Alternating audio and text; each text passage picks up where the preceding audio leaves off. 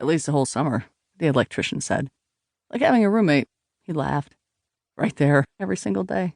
A cousin coming for the summer, like when you were a kid. You ever have a cousin come stay like that when you were a kid? June was an only child of an only child. She shook her head, no. 7 weeks ago, she was high above the earth, drinking Manhattans on a plane from Ireland, her adopted country for the past 12 years. She'd come home to America, to the carriage house where she was raised, a place her Irish immigrant grandfather built from a mail-order kit nearly a century ago. A man whose presence June still felt in every piece of molding and plank of creaky fur.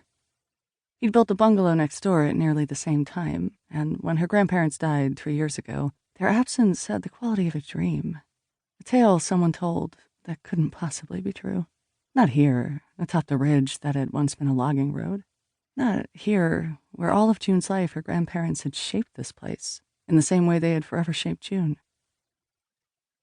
Both homes faced the ocean, and waves could be heard day and night, a rhythmic crash that helped settle the chatter in the corners of June's mind.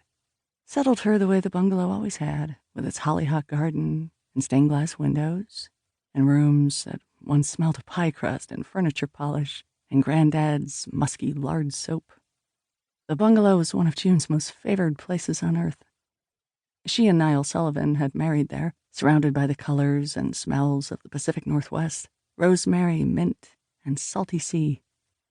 The property stood side by side on a square of land amid 8 acres of old-growth conifers.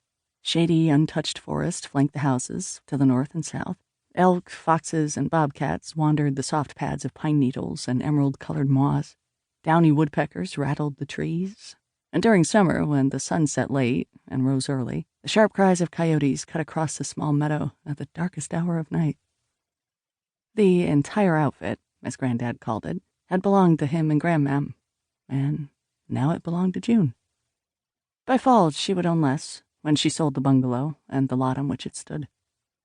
She needed to get hold of the contractor. She needed to not hang up.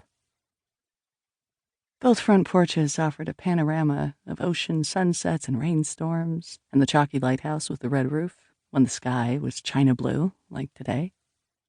Visitors, in the unlikely event June were to have any, needed to be mindful, especially during downpours, not to pull their cars too close to the edge or slip on the footpath across the road and plummet down what Granddad had called the gorge, a sharp 100-foot tumble over a rocky cliff to the sea.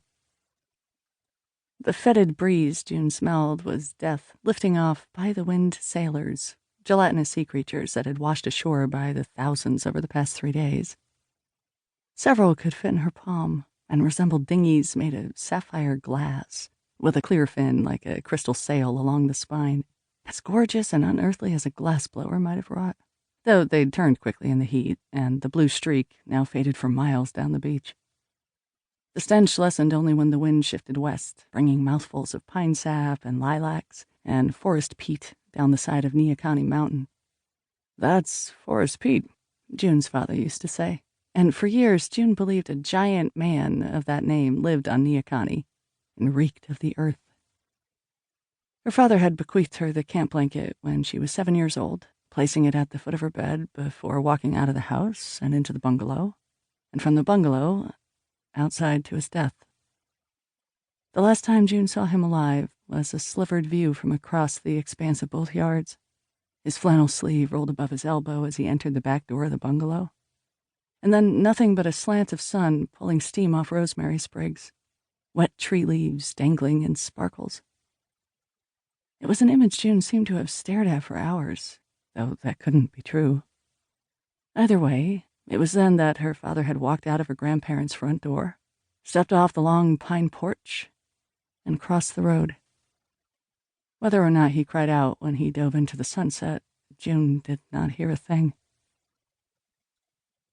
Native people on this native land believed the direction of endings was west. "And here we are," Granddad once said to little June from his wraparound porch, facing the white caps and charcoal sky, his small field notebook returned to his jacket pocket with a pat. He'd read the journals of Lewis and Clark, and kept detailed notes of the natural world around him, as if his life, too, were an expedition. "It's the troubled moods of the one," Grandmam pointed out. That seemed